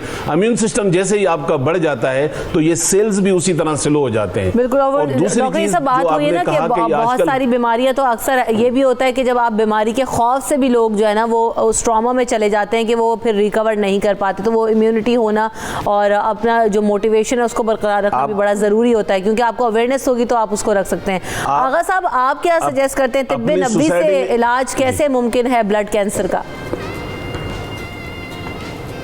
बिस्मिल्लाहिर्रहमानिर्रहीम, बहुत शुक्रिया आपका। देखिए, कुरान पाक में शहद के बारे में परवरदिगार ने इरशाद फरमाया कि इसमें इंसानों के लिए शिफा है। ठीक है। अब एक जगह ये भी है कि शहद, रसूल खुदा सल्लल्लाहु अलैहि वसल्लम ने फरमाया कि शहद महीने में 3 बार आप खाइए तो उस महीने में आपको आफ़ियत हासिल रहेगी हर बीमारी से, और बड़ी बड़ी बीमारियों से ख़ास तौर पे। तो हम शहद का इस्तेमाल नहीं करते, हमें शहद का इस्तेमाल लाजमी करना चाहिए। अच्छा, अब मैं एक शहद के अंदर एक चीज़ होती है propolis.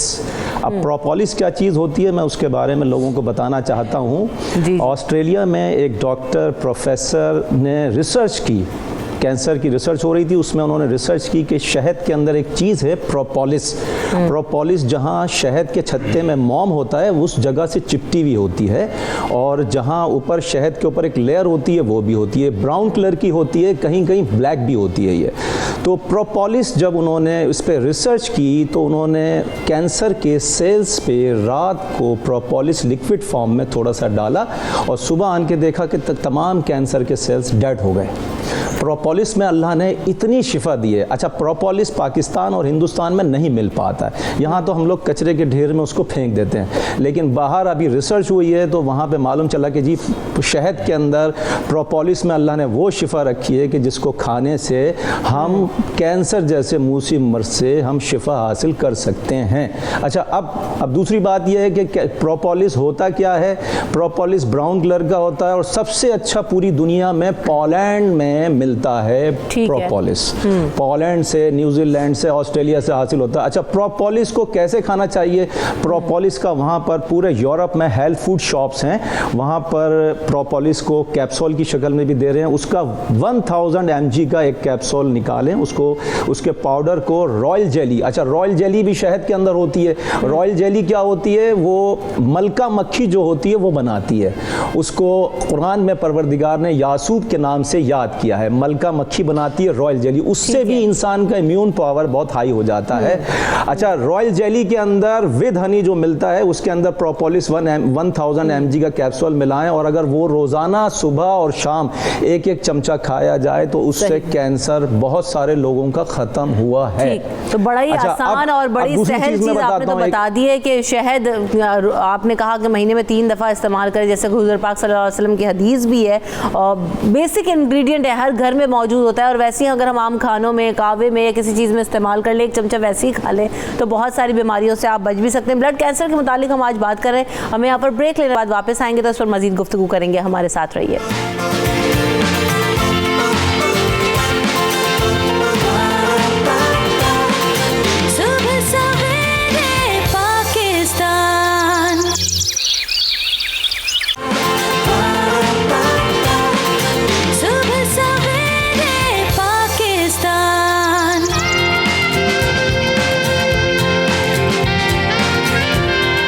Back in the show बात कर रहे हैं आज ब्लड कैंसर के ऊपर। और जिस तरह से भी हम बात करते हैं डॉक्टर साहब स्टार्टिंग में कि जब ब्लड कैंसर की हम बात करते हैं तो कैंसर के स्टेजेस हैं।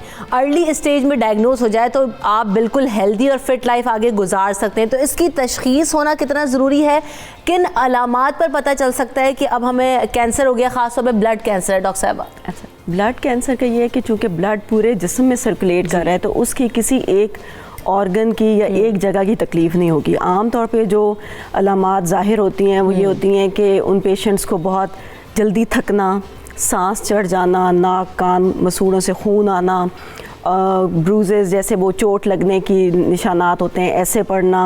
बहुत कम लोगों को जिनको क्रॉनिक माइलॉइड ल्यूकीमिया टाइप हो उनकी तिल्ली बढ़ना शुरू हो जाती है तो वो ड्रैगिंग पेन, पेट का फूलना, बोन्स में पेन।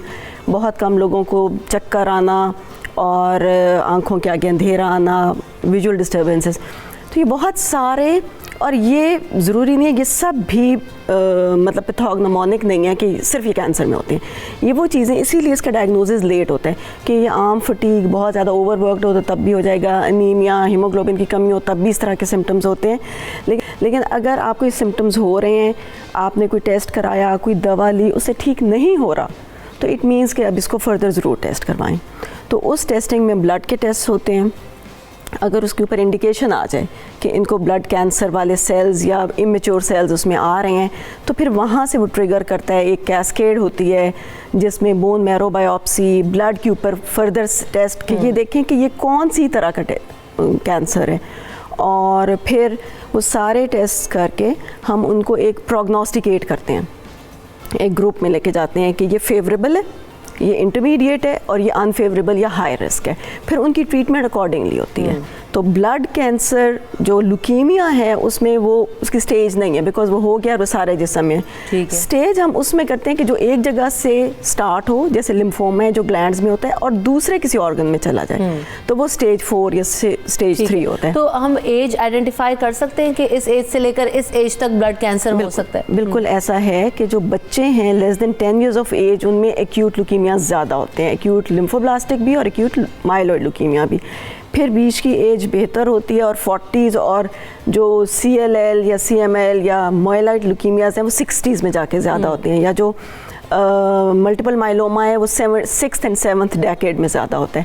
تو یہ وہ والے ٹائم پیریڈز ہیں جن میں اس طرح کی علامات ہوں تو انویسٹیگیشن ضرور ہونی چاہیے. ٹھیک ہے, میڈیکیشن کے بارے میں بھی میں آپ سے بات کروں گی اور ٹریٹمنٹس پہ بھی بات کریں گے, لیکن ذرا ڈاکٹر عیسیٰ سے بھی بات کرتے ہیں. ڈاکٹر عیسیٰ, آپ کیا سجیسٹ کرتے ہیں, دیسی علاج کیا ہو سکتا ہے بلڈ کینسر کو پریونٹ کرنے کے لیے؟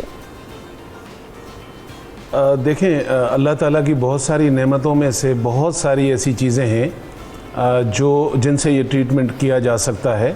ہم جب اس کو ڈائگنوز کرتے ہیں تو اسٹیجز کے لحاظ سے چیزیں چینج کرتے ہیں. میں وہ چیزیں بتا رہا ہوں جو کسی بھی اسٹیج پر ہے اور آپ اس کو کر سکتے ہیں. اس میں سے سب سے بڑی نعمت اللہ تعالیٰ کی جو ہے ہمارے ملک میں پائی جاتی ہے, خاص طور پہ ناردرن ایریا میں, جسے دھماسا کہتے ہیں اور سنبلو کہتے ہیں. یہ دونوں چیزیں ہمیشہ یاد رکھیے گا. میں اس وقت ناظرین کے لیے ایک ریسیپی بنا بھی دیتا ہوں. یہ دو چیزیں آپ اگر آپ کینسر کے پیشنٹ ہیں, اسٹیج 1 میں ہے, 2 میں ہے, 3 میں ہے, 4 میں ہے, تو اسے کہتے ہیں دھماسا.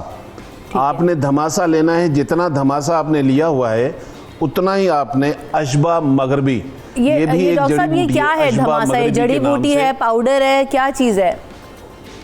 بیسیکلی یہ ایک ٹری ہے جو ناردرن ایریا میں اس کا روٹ ہوتا ہے, یعنی کہ اس کی جڑ ہوتی ہے, اس لکڑی سے یہ پاؤڈر بنتا ہے, جو کہ یہاں عام مل جاتا ہے. میرے خیال میں 200-300 روپے میں اچھا خاصا مل جائے گا, اور نہیں ملے کہیں تو مجھ سے تو مفت میں بھی منگا لے تو میں دے دوں گا. تو یہ دو چیزیں ہم وزن کر لیں اور آدھی چمچی صبح شام کھائیں. دیکھیں, کینسر ہو جائے تو ذہن میں رکھیے گا میڈیسن کا اتنا رول نہیں ہے جتنا اس پیشنٹ کی ول کا ہے. اور سیکنڈلی آپ کے لائف اسٹائل کو چینج کرنا. ذہن میں رکھیے کہ آپ اگر کینسر کے پیشنٹ ہیں تو آپ اپنی خوراک اور اپنے لائف اسٹائل میں صبح سے لے کر 12 بجے تک جتنے بھی آپ کو پھل پسند ہیں, کیلا ہے آپ کا, جو آپ کو 3-4 ایسے پھل اٹھا لیں جو آپ کو پسند ہے, اس کو چاپ کر کے سیلڈ کے طور پہ بنا کے آپ کھائیں. اور پھر رات کی میل میں آپ کوشش کریں کہ گرین لیوز اور جتنی بھی یلو کلر کی چیزیں ہوتی ہیں, خاص طور پہ سبزیوں میں یا فروٹ میں, ان میں گندک پایا جاتا ہے. جیسے ہمیں, آپ کو سب کو پتا ہے کہ جی آپ کے گھر میں یہ کہیں اڑوس پڑوس میں گیندے کے پھول مل جاتے ہیں, یہ بھی یلو کلر کے. اس میں اینٹی وائرس کے لیے اللہ تعالیٰ نے بہت زیادہ گندک رکھا ہے. اگر آپ اسی فلاور کو لے کر اور تھوڑا سا اس کو چاپ کر لیں, 2-3 فلاورز کو لے کر, اور اس میں آپ ایک اور یلو کلر کی چیز ہے جو کینسر کے لیے مشہور ہے, ہلدی, آمبا ہلدی کا پاؤڈر. آپ نے اگر 2-3 پھول لیے اور آدھی چمچی یہ اس میں ڈال کر اور اس کو پیس کر چٹنی بنا لیں اور اپنی خوراک میں استعمال کریں تو یہ کینسر میں میریکل کی طرح کام کرتا ہے. تو ذہن میں رکھیے گا. دوسری چیز, پروسیس کی ہوئی, اگر آپ لوگوں کو بچانا چاہ رہے ہیں تو انہیں بتائیں کہ یہ جو ہائیجین کے نام پہ ہماری قوم ہائیجیک ہوتی جا رہی ہے, جتنی ریپر میں بیوٹیفل چیزیں آپ کو مل رہی ہیں, یہ پروسیس کی ہوئی چیزوں سے بچیں. ان میں کیمیکلز ہوتے ہیں, جو نیچرل چیزیں ذرا اس کا تو امپیکٹ اور اس کی چیزیں بالکل الگ ہیں. کچھ کالر ہیں ڈاکٹر صاحب میرے ساتھ, ان کو شامل کر لیتے ہیں. السلام علیکم محی الدین, کیسے ہیں آپ, کیا پوچھنا چاہیں گے؟ اللہ, آپ لوگ کیسے ہیں؟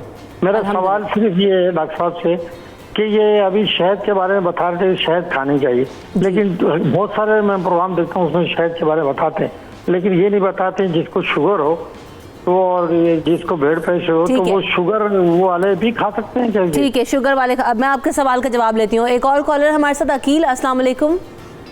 وعلیکم السلام. رمشا, خیریت سے ہیں؟ اللہ کا شکر. جی سوال کیجیے گا, کیا کہنا چاہتے ہیں؟ میں عقیل ارائی بات کر رہا ہوں, لورالائی بلوچستان سے. جی عقیل. عقیل ارائی, لورالائی بلوچستان سے. جی عقیل صاحب, سوال کیجیے, کیا پوچھنا چاہتے ہیں؟ Welcome to the show. Thank you. آپ کا یہ جو پروگرام ہے بہت اچھا ہے, اور آپ جو ڈیلی صبح صبح بہت سارے لوگوں کو بلاتے ہیں, ہمارے نالج میں بہت اضافہ ہوتا ہے. جی جی. اچھا, اس میں साहब जो ये धमाका के बारे में बता रहे, धमाका के दिमाशा, ये हमने कोशिश की है लेकिन ये पंसारों की दुकान पे नहीं मिल रही। एक बात तो ये, और दूसरे आपके जो मेहमान हैं वो इंग्लिश उनसे कहें कि प्लीज थोड़ी कम बोला करें, क्योंकि पाकिस्तान की जो पॉपुलेशन है सही कह रहे हैं। सादा ज़बान में जो है ना वो हम समझाने की कोशिश करें, मेडिकल लैंग्वेज ज़रा मुश्किल हो जाती है लोगों के लिए समझने में। डॉक्टर साहब, अच्छा एक और कॉलर है इशरत हमारे साथ। अस्सलाम वालेकुम। वालेकुम सलाम, क्या हाल है बात? अल्हम्दुलिल्लाह। जी इशरत साहब, आपका क्या सवाल है? जी मेरा ये सवाल है कि जो कैंसर वाले मरीज हैं उसको शुगर हो तो वो क्या खा सकते हैं? क्या चीज़ खा सकते हैं? क्या है इस्तेमाल कर सकते हैं शुगर वाले मरीज? ठीक हो गया। दूसरा ये मेरा सवाल है कि डॉक्टर इससे मुझे नंबर चाहिए क्योंकि स्किन के प्रॉब्लम है, मैंने उससे बात करनी है।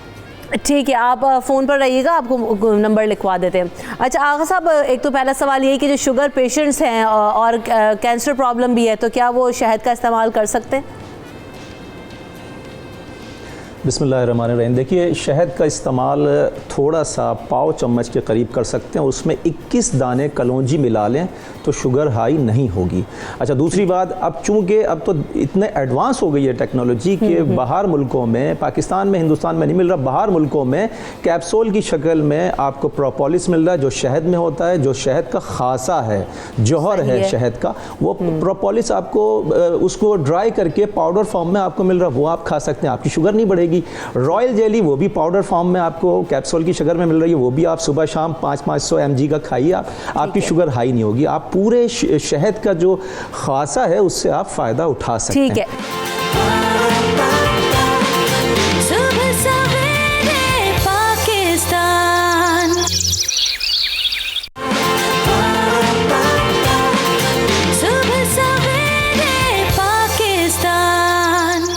जिसको अगर ब्लड कैंसर हो जाए तो जब आप उसका मेडिकल ट्रीटमेंट स्टार्ट करते हैं तो कितना टाइम लगता है उसको ओवरकम करने में या इस बीमारी के ख़त्म होने में?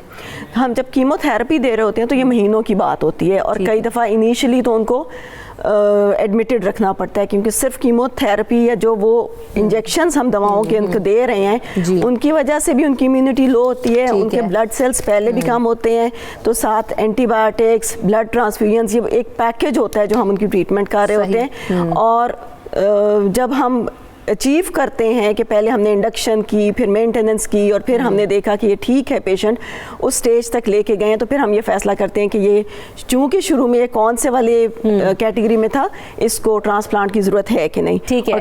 ट्रांसप्लांट की अगर ज़रूरत हो तो जब हम उसकी ट्रीटमेंट कर रहे थे उसी वक्त हम उनकी मैचिंग और डोनर्स और ये सारा कुछ अवेलेबिलिटी शुरू कर देते हैं। ठीक है, एक कॉलर हमारे साथ मौजूद है। इसाक, अस्सलाम वालेकुम। जी वालेकुम अस्सलाम। जी इसाक साहब, क्या पूछना चाहते हैं? डॉक्टर ईसा साहब से मैं बात करना चाहता हूँ। जी डॉक्टर साहब का मैं वेट करता हूँ कि डॉक्टर साहब किस दिन जो है ना वो 92 की स्क्रीन पे आए और मैं इनसे कोई बात कर सकूँ या इनकी जो बातें हैं वो सुन सकूँ।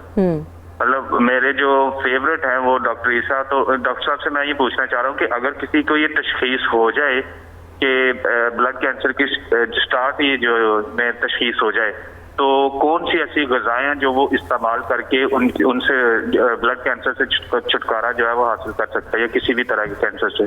सही जी डॉक्टर साहब। सबसे पहले जैसे मैंने आगाज़ में ही कहा कि आप ब्लड कैंसर को सबसे पहले तो एक नॉर्मल बीमारी की तरह लें। हमारे मुल्क में कैंसर कमाई का बहुत बड़ा ज़रिया है। गरीब आदमी तो बिल दे के ही मर जाता है, अमीर का ये इलाज रह गया है। हालांकि ये हम अल्टरनेटिव मेडिसिन में इसको कोई बड़ी बीमारी नहीं समझते, और 92 के ही तवज्जो से मैं उन लोगों को भी मैसेज देना चाह रहा हूँ जो इस बीमारी को अफोर्ड नहीं कर सकते, खुदारा मुझसे फ्री में इलाज करा लें, मुझे पैसे नहीं दे लेकिन इलाज कराएं। एक दफ़ा सिर्फ कान में बोल दे मेरे पास पैसे नहीं है, मैं उसका ज़िंदगी भर इलाज करने के लिए तैयार हूँ, कैंसर का फी सबिल्ला मुझे पैसे भी ना दें। और दूसरा सवाल जो भाई ने उठाया कि इसको कैसे सही किया जाए, अगर डायग्नोज हो गया, आप कोई भी इलाज करा रहे हैं, एलोपैथिक करा रहे हैं, होम्योपैथिक करा रहे हैं या अल्टरनेटिव मेडिसिन पे जा रहे हैं, फिर भी साथ में दो चीज़ें अपने साथ जोड़ लें। एक तो आपको एक जड़ी बूटी बता देता हूँ, उसका नाम है संभलू। संभलू एक इस तरह का एक पाउडर होगा, جو کہ 100-200 रुपए में अच्छा खासा मिल जाएगा। जैसे किसी एक भाई ने फ़ोन किया कि मुझे धमासा नहीं मिलता है, तो भाई मुझसे फ्री में मंगा ले, मैं दे दूंगा। धमासा समलू जिसको भी पाकिस्तान में चाहिए बग़ैर पैसों के मुझसे मंगा लें। अच्छा, इसका इस्तेमाल करने का तरीका ये है कि आप 1 गिलास पानी का लेकर नीम गर्म रात में उसमें आपने आधी चमची समलू डाल देनी है। समलू डाल देने के बाद इसको ओवरनाइट आप रखें और सुबह जब उठें अल्लाह ताला का नाम लेकर पहले घर का सादा पानी पी लें। उसके बाद ये थोड़ा सा कड़वा होता है, थोड़ा थोड़ा करके इसको पी जाएं और दिन में 8 से 10 मरतबा एक नींबू को काट कर उसको अपनी ज़ुबान पर चाट लिया करें। इसके अंदर वो अल्लाह ताला ने विटामिन्स रखे हैं जो आपके बॉडी में इस सेल्स को खारिज करना शुरू कर देते हैं। और सेकेंडली आपको फिर अगेन बताऊंगा, इम्यून सिस्टम आपका बेस्ट होना चाहिए। आप बीमारी को शिकस्त दे सकते हैं उस सूरत में जब आप इसको बीमारी उस लेवल पे नहीं समझेंगे कि आप मर जाएंगे। और हमारे यहाँ जो माशरे में नज़ला, ज़ुकाम, खांसी आपके किसी रिश्तेदार को हो जाए, ख़ानदान में किसी को हो जाए तो पूछने नहीं आते हैं, लेकिन जैसे ही कैंसर सुनते हैं तो सारा ख़ानदान सालों के बाद वाला भी आ जाता है। तो पेशेंट को पक्का यकीन हो जाता है कि ये दूर दूर के रिश्तेदार आ गए, अब मैं मरने वाला हूँ शायद। तो थोड़ा सा ये भी लिहाज रखें कि छोटी मोटी बीमारी में भी चले जाया करें लोगों से पूछने, क्योंकि बीमारी अल्लाह ने उतारी है तो उसका इलाज भी उतारा है। हर बीमारी के लिए अल्लाह ने शिफा रखी है। ये अलग बात है, अकॉर्डिंग टू सूरह शोरा 26 सूरह की 80 नंबर आयत में अल्लाह ताला कहते हैं कि मैं जिसे चाहता हूं बीमार रखता हूं, जिसे चाहता हूं शिफा देता हूं। शिफा किसी के हाथ में नहीं है, कोशिश करना सुन्नत है, हमारा काम है कि हम इलाज अपना करें। बिल्कुल। आगा साहब, एक तो आपने कुछ नुस्खे बताए हैं, शहद का इस्तेमाल बताया, उसके अलावा कौन सी ऐसी चीज़ें जिसे शामिल कर सकते हैं अपने डेली रूटीन में? जी हाँ, देखिए बिस्मिल्लाहिर्रहमानिर्रहीम, खुबानी के जो बीज होते हैं, खुबानी की जो गिरी होती है, उसको 5 गिरी रोज़ाना अगर खाई जाए, हफ्ते में 5 दिन भी खा लें, 4 दिन भी खा लें तो कैंसर नहीं होता है। इसके अलावा कद्दू के बीज खाए जाएं, उससे भी कैंसर नहीं होता है, इंसान की इम्यूनिटी पावर बढ़ जाती है। अच्छा, इसके अलावा अलसी के जो बीज हैं उसको पीस के पाउडर फॉर्म में बना लें और उसको तवे पे हल्का हल्का भून लें। अगर आधा चमचा सुबह, आधा चमचा शाम भी खाया जाए तो भी कैंसर नहीं होगा। देखिए, कैंसर होता क्यों है? इम्यून पावर के कम होने की वजह से होता है। कैंसर मैदे में तेजाबियत बढ़ने की वजह से होता है। कैंसर फैटी लीवर की वजह से कैंसर होता है। तो हमें अपने निज़ाम हाजमा को दुरुस्त रखना है और कम खाइए। कम खाने से इंसान फ़ायदे में रहता है, ज़्यादा लंबी ज़िंदगी गुजारता है। ज़्यादा खाने से इंसान जल्दी मर जाता है। पुरखोरी से इंसान को बीमारियाँ आती हैं। अच्छा, एक जगह मैं ये बात मैं कहने वाला था पिछली दफ़ा कि इमाम अली अलैहिस्सलाम ने फरमाया कि सदका मुकम्मिल इलाज है, सदका शिफा देने वाली दवा है। अब सदका किस तरीके से किया जाए? देखिए, सिला रहमी किया जाए रिश्तेदारों के साथ, अजीज़ों के साथ, गरीबों के साथ। परवरदिगार ने फरमाया कि जब तुम मेरी मखलूक पर रहम करोगे तो मैं तुम पर रहम करूँगा। तो जितना हम सिला रहमी कर सकते हैं वो सदका दे सकते हैं। मौला कायनात ने फरमाया कि गरीब के मिस्कीन के हाथ पे जब सदका रखें आप, तो उसके हाथ को पकड़ के उससे कहें कि मेरे लिए दुआ करो। तो सदका जो दे रहे हैं वो खुदा का हाथ है ना। जब आप उससे कहेंगे कि मेरे लिए दुआ करो तो परवरदिगार फ़ौरन उसको कबूल फरमा लेगा। सदक़े से मुकम्मिल इलाज हो सकता है और किताबों में मिलता है। गंदुम का सदका है। इमाम जाफ़र सादिक अलैहिस्सलाम ने फरमाया मुफातिहुल जन्ना में, तोहफ़तुल अवाम में, कि 3.5 सेर गंदुम दिया जाए, उसको सीने पे लिटा के उसके सीने पे गंदुम डाला जाए और दुआ पड़ी जाए। उसके बाद वो फ़ुक़रा में 4 अलग अलग फ़ुक़रा में तकसीम किया जाए। तो सदक़े से भी हम ये शिफा हासिल कर सकते हैं। देखें ना डॉक्टर साहब, कहते हैं ना कि सदका तो हर बला को टाल देता है और ये बीमारियां जो है वो भलाई हैं। ये तो ब्लड कैंसर तो वाकई ऐसी बला है कि जिससे तो नाम सुन के डर लगता है। डॉक्टर साहब, एक तो कितना इलाज में लागत लग सकती है और किन स्टेजेस पर इलाज हो सकता है और फिर कितना अरसा इसमें लगेगा जो भी थेरेपीज ख़त्म करने में? अच्छा, क्योंकि ज़्यादातर लोगों का कॉन्सेप्ट ये है कि बहुत ज़्यादा कॉस्टली है और जैसे डॉक्टर ईसा भी बात करते हैं कि हमारे तो कैंसर जो है ना वो पैसा कमाने का ज़रिया बन चुका है। अच्छा, इससे खैर मैं डिसएग्री करूँगी कि कैंसर मेरा नहीं ख्याल कि कोई भी जो पढ़ा लिखा ऑन्कोलॉजिस्ट है वो इसको एक गलत दवा या गलत तशख़ीस या गलत इसलिए बताएगा कि वो पैसा कमाए। बिकॉज़ जब आप कैंसर के पेशेंट्स को देख रहे होते हो तो आप अल्लाह के ज़्यादा करीब होते हो और आप ज़्यादा पढ़ रहे होते हो ताकि आप अपनी अक्ल के मुताबिक उनके लिए बेस्ट ट्रीटमेंट जो है वो उनको बता सकें और उनका कर सकें। और सबसे ज़्यादा खुशी डॉक्टर को तब होती है जब उसका पेशेंट का कैंसर रिमिशन में जाता है। बिल्कुल। तो डेफिनेटली जो एलोपैथिक है उसमें ये महंगा इलाज है और अगर उसमें ट्रांसप्लांट भी ऐड किया जाए तो उसकी कॉस्ट 3 to 4 टाइम्स चली जाती है। لیکن چونکہ ہم ایک نیشنل ٹی وی پہ بیٹھے ہوئے ہیں، میں ضرور یہ چاہوں گی کہ میں لوگوں کو یہ بتاؤں کہ ٹھیک ہے شوکت خانم اگر آپ سے دور ہے اور آپ نہیں پہنچ سکتے یا آپ کی کوئی ایج کا کرائٹیریا ایسا ہے کہ آپ نہیں، لیکن اس کے علاوہ بھی بہت جگہیں ہیں، گورنمنٹ ہاسپٹلز ہیں، لاہور میں کئی جگہیں ہیں جیسے جناح ہاسپٹل ہے، میو ہاسپٹل ہے، گنگا رام ہے، وہاں پہ لوگوں کے کینسر کے ٹریٹمنٹس ہو رہے ہیں. ٹریٹمنٹ پراپر ٹریٹمنٹ ہونی چاہیے. ایلوپیتھک میں ہم یہ کہتے ہیں کہ ہمیں اس کینسر جو بھی ہم بات کر رہے ہیں کہ اس کے میکینزم آف ایکشن کا پتہ ہے، ہمیں اس کی کون کون سی خرابیاں میوٹیشنز ان کا پتہ ہے، اور ہمارے پاس ٹارگیٹڈ ایجنٹس ہیں جو ان خاص جگہوں کو ہٹ کرتے ہیں. تو ایک بلینکٹ کور یہ نہیں ہو سکتا ہے کہ بلڈ کینسر ہے تو اس میں ایک چیز اتنی یوز کی جائے گی. یعنی ڈیپینڈ کرے گا، ویری کرے گا کہ آپ کس اسٹیج پر ہیں، آپ کو کتنا ٹریٹمنٹ ریکوائر ہے، میڈیسن بیسڈ ہے یا پھر تھیراپیز ہونی ہے، یا پھر اس میں بھی آگے کس جگہ پہ کون سی ٹریٹمنٹ اور پھر کتنے سے بچیں یا ٹرانسپلانٹیشنز کی طرف بڑھنا ہے. تو بہت شکریہ اپنے تمام پینلسٹ کا کہ آپ آئے، اتنے اہم موضوع پر ہم نے گفتگو کی ہے آج. کل دوبارہ حاضر ہوں گے آپ کے ساتھ صبح سویرے پاکستان میں نئے موضوعات کے ساتھ، نئے انٹرسٹ کے ساتھ. آپ ہمارے ساتھ موجود رہیے گا، ہمیں اپنی دعاؤں میں یاد رکھیے گا. اللہ نے کے بعد.